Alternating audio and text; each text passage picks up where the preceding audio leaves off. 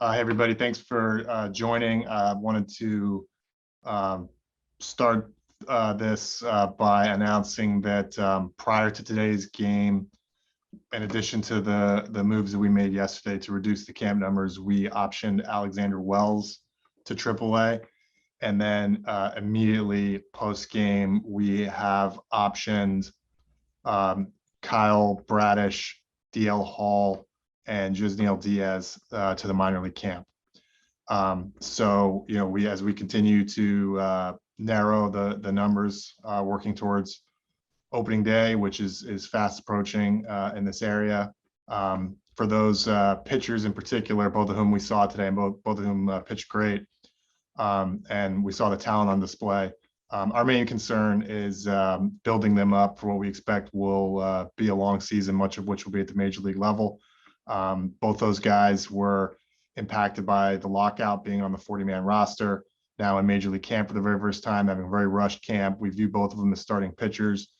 We want them to throw over 100+ innings this year, and feel the prep will be better made in minor league camp, and hope to have both those guys up and impacting the major league team as soon as possible, but more importantly, as long as possible, and without going back down to the minor leagues. So we were very impressed with the work that Bradish in particular did in his 2 starts. And then, we saw DL's talent on display today, and the fact that he's healthy, which is huge. And I know he's very excited about the season ahead. And then Yusniel Diaz has had a great showing in camp, just like he tends to do. And we see the talent that has been apparent to people inside the organization for as long as we've had him in this organization, but unfortunately just has not been able to put together the sustained stretch of health and statistical success that we believe him to be capable of, and want to get that from him in AAA in a perfect world before bringing him back up. But I fully expect he's going to make his major league debut at some point this year as well, and that's our hope and plans. So, it's always noteworthy when a handful of our very top prospects are sent out of camp, but we're looking forward to having these guys back. And I think today was a great demonstration of the future that we have coming and knocking on the door in terms of 2022 debuts. We're going to have a lot of impact talent coming up later this season if these guys stay healthy and do their thing. Thank you, Mike. With that, we will open it up to questions. First up is Rich Dubroff. Hey, Mike, on Diaz, how much longer do you think he needs to stay in AAA to prove himself after this? I think he had basically a totally lost year last year between the injuries and the stats he put up. It just was not a step forward for him in any regard. We were really looking forward to seeing what he did in AAA, and between those 2 things combined, and the start and stops, didn't get on a roll. And we view it's important that you demonstrate some success in AAA, hopefully before coming up, unless in very special cases. And for hitters, it's almost always the case that you play in AAA nowadays, at least for a little bit. And it's just not a level that he's graduated. He's on the 40-man roster. So if we have an injury or 2, he could be called upon, and that happened to a lot of our guys last year before they were really ready. And it doesn't lay the foundation for sustained success in the major leagues that we know is to the benefit of the player, and also gives us a better idea of what we're evaluating and being fair in our evaluation when they do get to the big leagues. So I really hope, I talked to him today, whether it's a couple of weeks or a couple of months, we just want to see him get pointed in a nice direction, play with some consistency, demonstrate some health, and get last year behind him. And then, we would love to get him up to the major leagues and let him do his thing. Because I think you watch him in spring training and you can see the talent, the fact that he looks the part, but there are holes being exploited at the minor league level that are only going to get harder at the major leagues. And it's important to get those hurdles behind you in the minor leagues. Andy Koska, Baltimore Sun. Hey, Mike, kind of flashing back to one of yesterday's moves with Grayson Rodriguez. What are you kind of hoping that he works on in the minors? Obviously, just one Grapefruit League appearance this spring, but what do you kind of hope that he works on that might help him get to 2022 debut or beyond? All three of those guys, and I think they're Grayson, Bradish, DL Hall, they're kind of unanimously our top three pitching prospects. All three of them haven't had the major league camp experience that they should have had between last year with the delayed minor league camp, the shutdown in 2020, and then this year's abbreviated major league camp. It just hasn't been the type of it's been more of a cameo for these guys. So I think it makes it all the more necessary that they get lengthened out properly. They get some work in. We have very high hopes for them. We have a lot of plans around them. We don't want to screw them up and screw up their health by rushing them out and having them not properly built up and stretched up and being able to hold their velo late in the games. And you saw Grayson a little bit this spring, and it wasn't his best work and what he's capable of. He threw really well in minor league camp today. I wasn't there, but got great reports from what he's doing. And so we're stretching him out, and he's going to make some starts in the minor leagues. And if everything, with pitchers, we have a pretty good idea of how their stuff's going to translate. And, if he checks a couple of boxes for us, I think there might not be much left to prove there. So he hasn't pitched in AAA yet. Every level is a little bit different.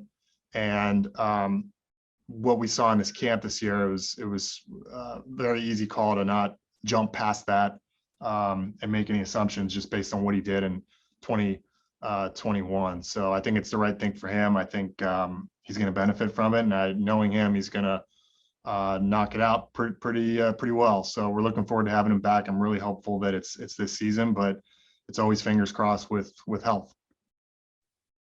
Nathan Ruiz.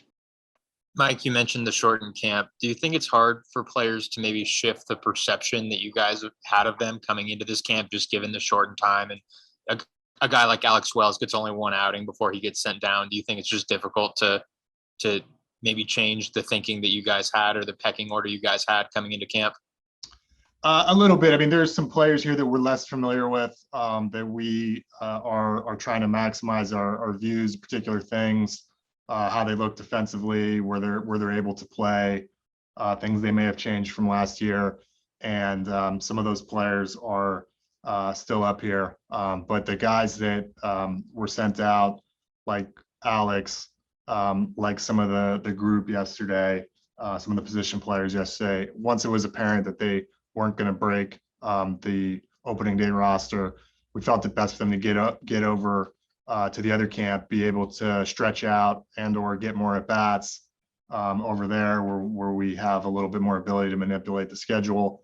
And then also we're running out of innings in the major league games, not running out, but we're having a hard time fitting all these guys into the major league games, the ones that are still in camp. So like Michael Baumann today threw in the minor league game, even though he's still in major league camp, just because we couldn't get all these pitchers who were scheduled to throw today out here. And we've also been heavily impacted by having 9 or 10 pitchers or whatever the number was missed 2 or 3 days with a GI tract flu that knocked everybody off schedule and kind of screwed us up. So part of this is getting players the innings and at bats that they need to get ready for the season that's fast approaching. And then also they just haven't had the length of ramp up that they are accustomed to and probably need to have. Dan Connolly. Mike, I know nothing is set in stone, but with DL, he only had 32 innings or whatever in AA last year.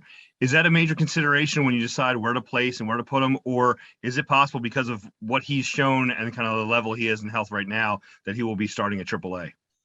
Our biggest consideration with him is getting this injury in the rearview mirror and properly ramping him up.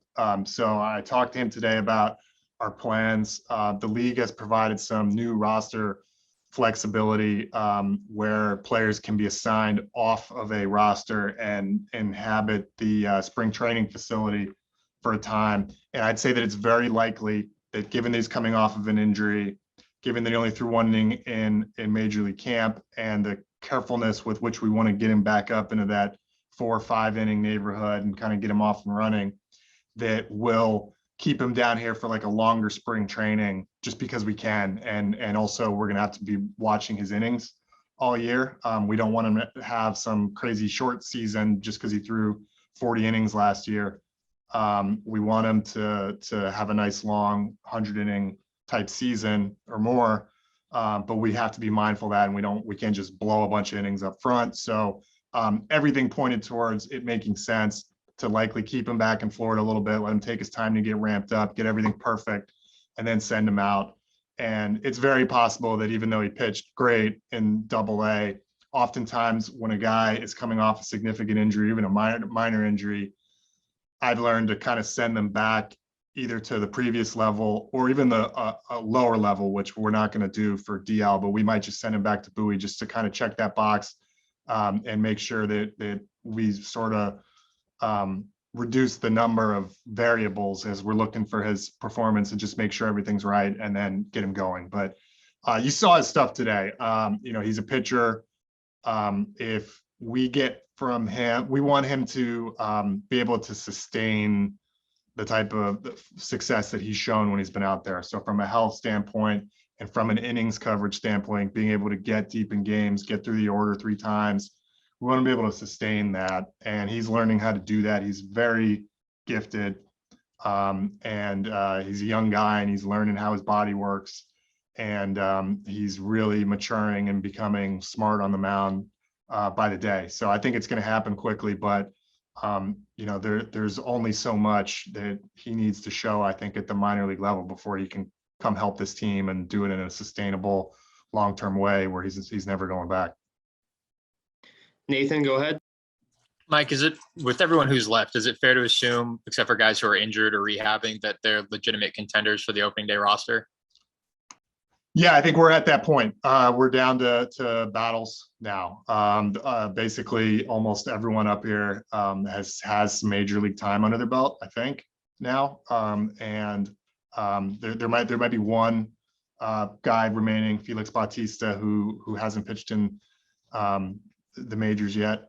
And we've got some guys on minor league contracts that have obviously roles that they can win with the team.